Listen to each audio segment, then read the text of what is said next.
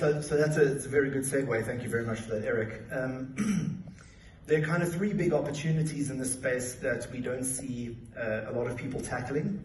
And the first reason is it's very difficult to tackle these problems, and it's what we at Sonata really focus about.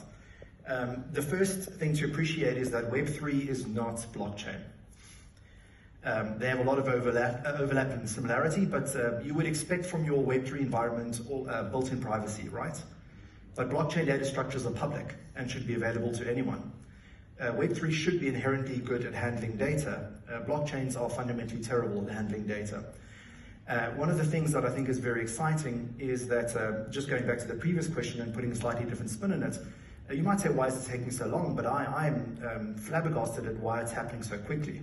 And what I mean by this is that banking and retail sectors are the most slow-moving, unchanging sectors on earth, partly because of their business model, but secondly because of their low appetite for risk, and just if they did something innovative, all they could do is lose clients.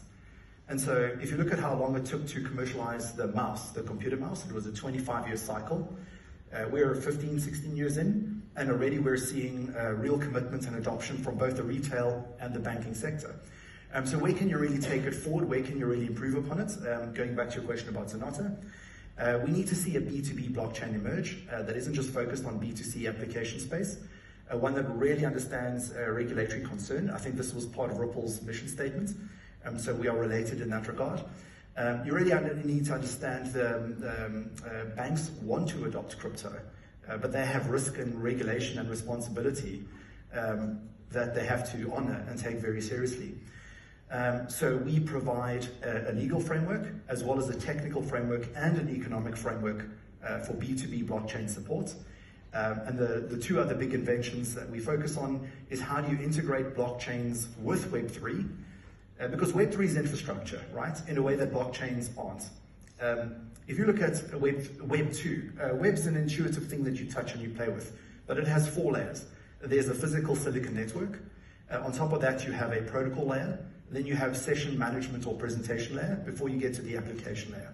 So these 4 technologies that are disparate all come together to provide the world's most effective global infrastructure. Melton was talking about infrastructural rollout, and that's really how you should think about Web3. It's an infrastructure. So what we do is we enable two-way trades or two-way entries on our ledger as opposed to something like Ethereum or Bitcoin. In Bitcoin, you make a payment to Alice pays Bob, Bob pays Charlie. In our ledger, Alice pays Bob, and Bob can transfer to Alice a digital asset. And that's an atomic, real-time, no open position swap that happens in the layer 1. So it's trade-based, it's not only contract-based. And then the final thing that we really believe in is that files will come to represent real value increasingly over time. The one resource that grows in quantity and value is data. And so bringing data and files into a blockchain environment is going to be critical to opening up new asset classes and providing new opportunities for investment. We saw this in the attempt with NFTs. There's some panels about that later. We approach it from a file level, so that's our uniqueness.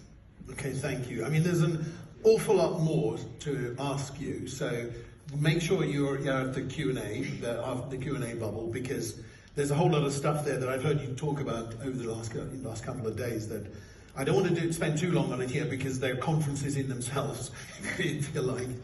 But Nicola, I've heard you say this thing, let me find it, it was awesome. Where is it? Where's it gone? Oh yeah. So we love to work in the transactional world, right? But if you look at where wealth in economies sit,